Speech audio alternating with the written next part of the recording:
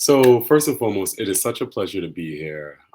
My name is Demetrius Napolitano, and with the 20 minutes that I have, I'm going to bring you through a story and before of growing up in foster care, before leading you through some breathing practices that will help suit you in your life. I'm like multitasking here. Okay, perfecto. So, let me go to the next slide.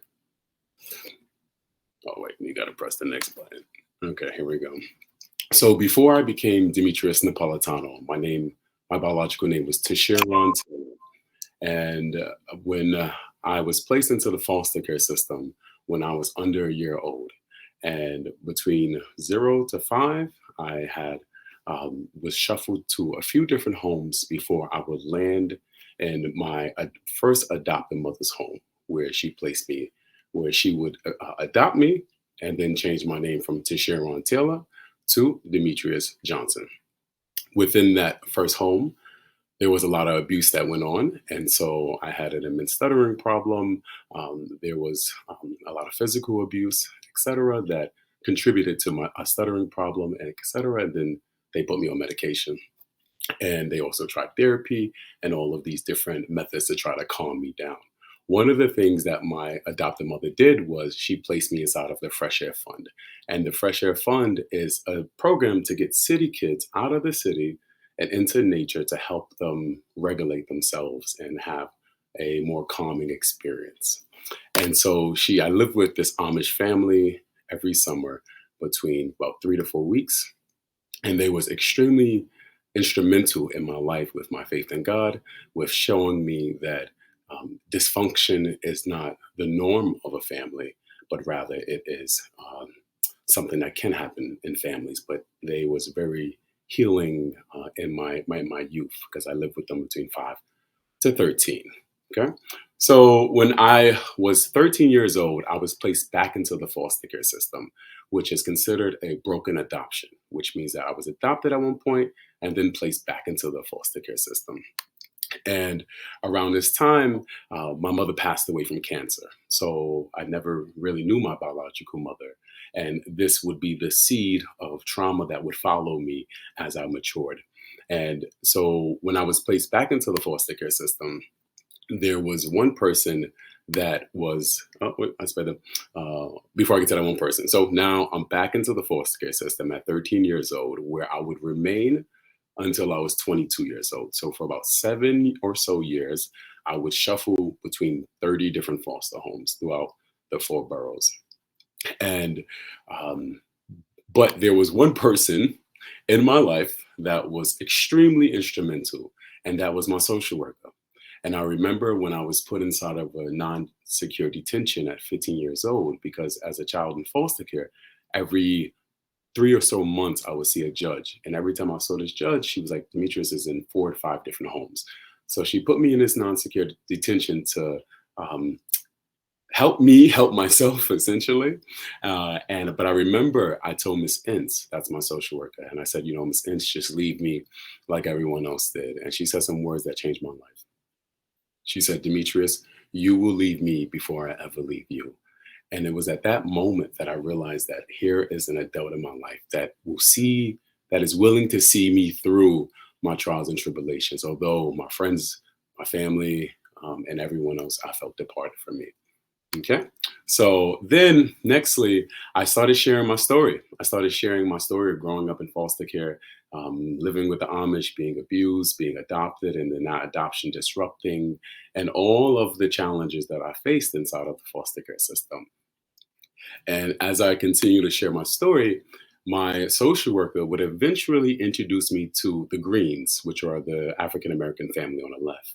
And at the time, the Greens had closed down their foster home.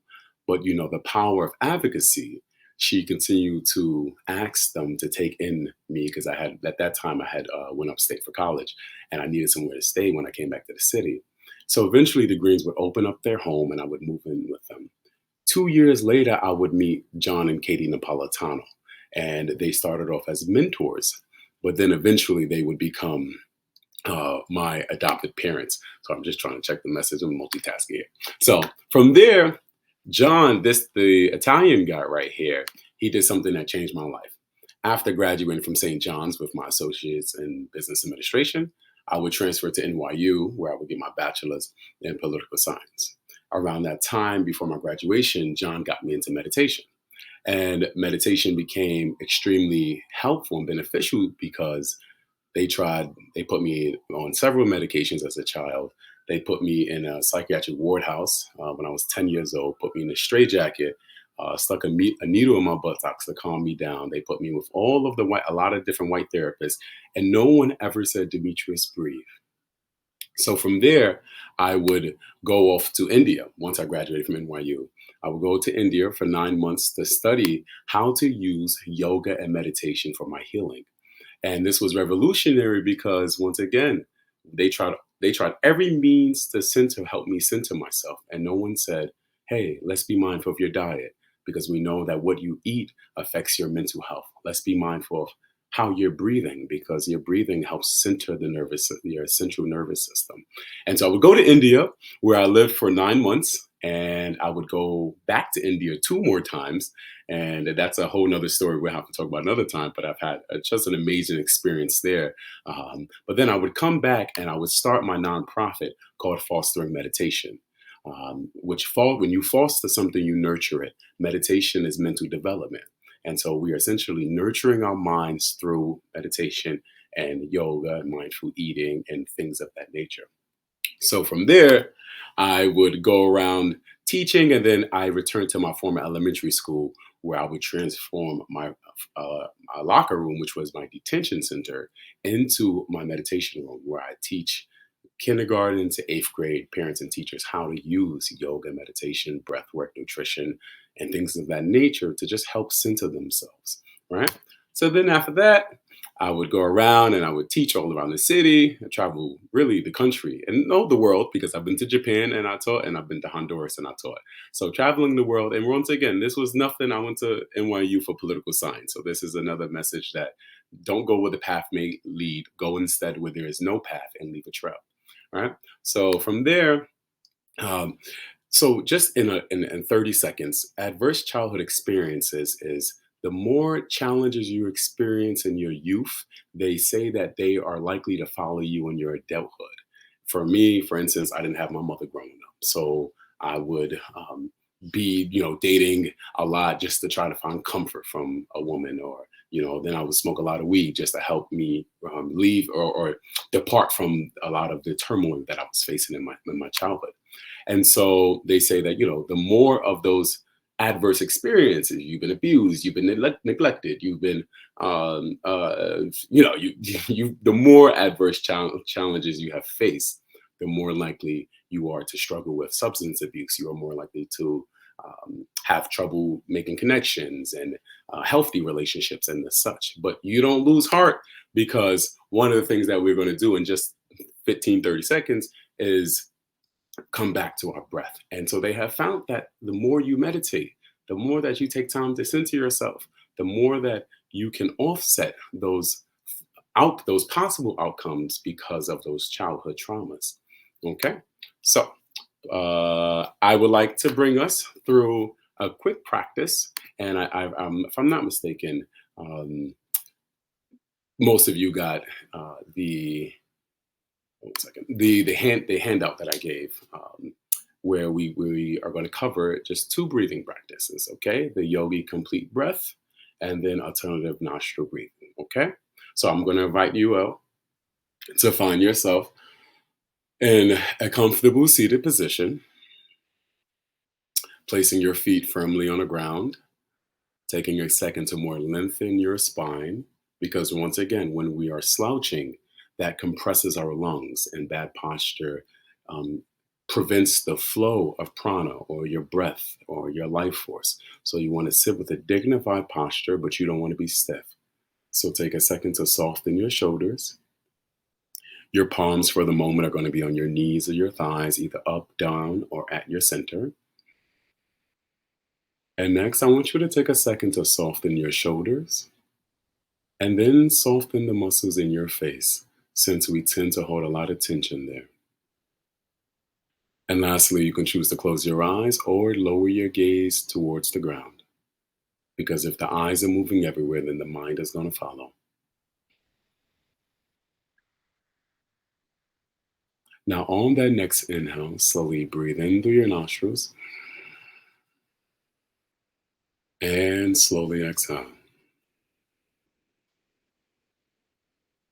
Slowly breathe in just a regular breath and slowly exhale. And I want you to pay close attention to how the body's beginning to respond to your conscious breaths, okay? One more time. On the next inhale, slowly breathe in through your nostrils and slowly exhale.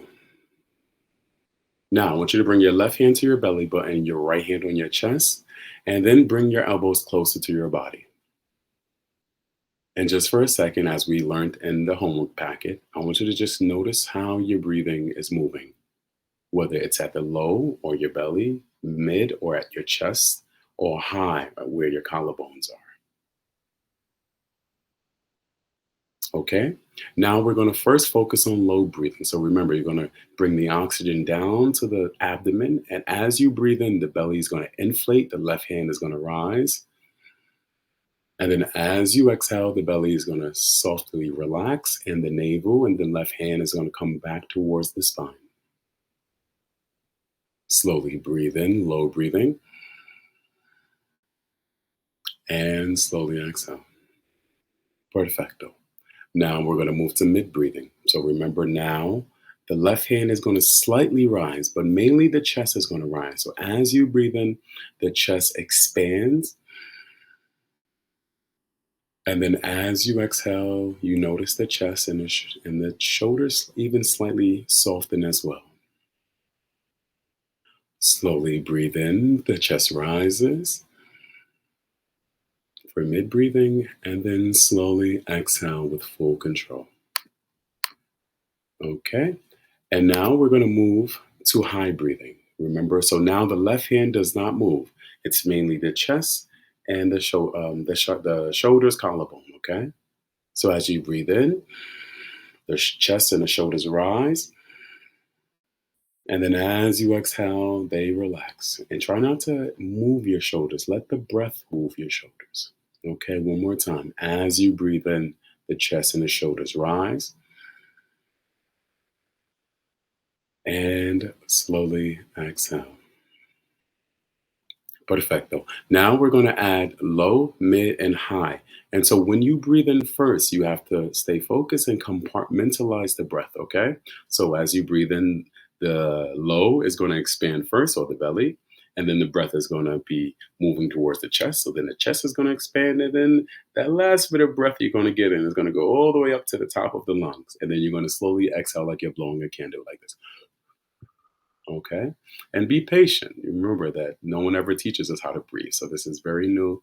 Just be patient and keep practicing. Okay. All right. Here we go. So we take a second to soften your breathing.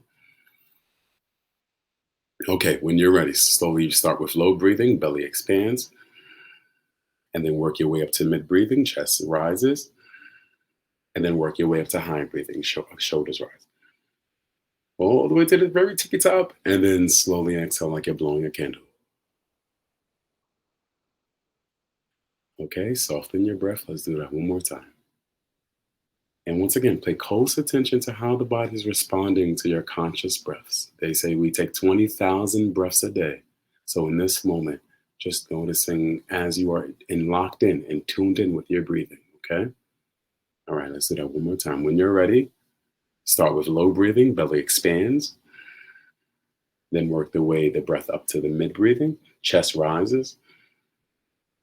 And then the last bit of breath in, collars rise for high breathing.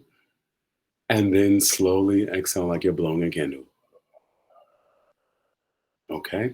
Now, last practice. You're going to bring your index finger, your middle finger between the space between your eyebrows. Your thumb is going to be over one nostril, and then your ring and your pinky is going to be on the opposite nostril. For the opposite hand, bring the index and thumb together like such, and then place it on the knee to keep the hand still. Okay. When you're ready, breathe in through both nostrils, and then press down the right nostril and slowly exhale through the left. Breathe in through the left nostril. And then press down the left and exhale through the right. Inhale through the right. And exhale through the left. Inhale through the left. And exhale through the right. Inhale through the right. And exhale through the left. As you slowly relax your hand. And just for a second, I want you to just notice how the body has responded to you. That just 5-minute breathing practice. And then when you're ready, bring your palms to your heart center. And we're going to repeat after me. I am strong. I am beautiful. I am amazing. I can do anything I put my mind to. Sickness is not the truth of me. Health is the truth of me. Anxiety is not the truth of me. Peace of mind is the truth of me. Poverty is not the truth of me. Wealth is the truth of me. Laziness is not the truth of me. Hard working is the truth of me. Fear is not the truth of me. Peace of mind and courage is the truth of me. Now, when you're ready, rub those palms, feel the heat between your palms. Place those palms over your closed eyes. Open your eyes, rotate them clockwise 3 times, and then counterclockwise 3 times. And then as we exhale, we bring our palms to our forehead, and we give each other one more bow. Okay? Perfecto. Well, that's my time for today. No matter what, remember your practice, and remember that your breath is always there to be the anchor in your days. Okay?